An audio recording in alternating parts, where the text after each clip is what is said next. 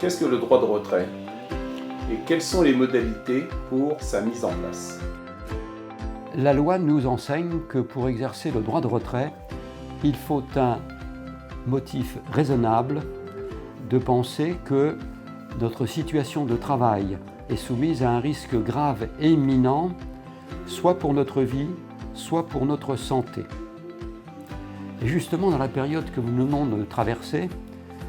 nous avons assisté à l'ébauche de la mise en œuvre de droits de retrait, un petit peu dans toutes les circonstances. Alors je suis bien heureux de pouvoir aujourd'hui vous citer une jurisprudence applicable en cette période. En effet, nous avons 2 ordonnances rendues par le juge des référés du tribunal administratif de Marseille qui ont rejeté les demandes de 2 professeurs des écoles dirigées contre les décisions du DAZEN des Bouches-du-Rhône qui avaient refusé de reconnaître la légitimité de leur droit de retrait, d'une part, et l'existence d'un préjudice d'anxiété,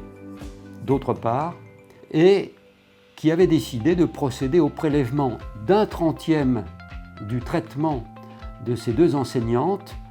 par jour de travail non effectué. Elles ont donc saisi le tribunal administratif qui, en référé, a considéré que les mesures de protection contre le virus prises dans l'école des intéressés étaient conformes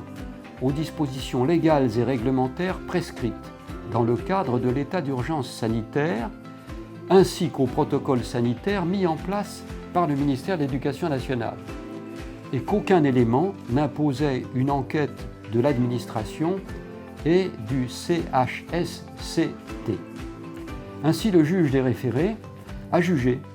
qu'aucun risque grave et imminent ne justifiait l'exercice du droit de retrait et qu'aucune atteinte grave et manifestement illégale n'était portée à cette liberté fondamentale que constitue le droit au respect à la vie. Je rappelle que la jurisprudence administrative, comme je le dis toujours, se montre très rigoureuse quant à l'exercice de ce droit de retrait par les enseignants et que les conditions d'un danger grave et imminent pour la vie ou la santé ne sont pas souvent considérées comme réunies. Ce fut d'ailleurs la doctrine posée par l'administration et appliquée dans le contexte de l'état d'urgence sanitaire traversé par la France.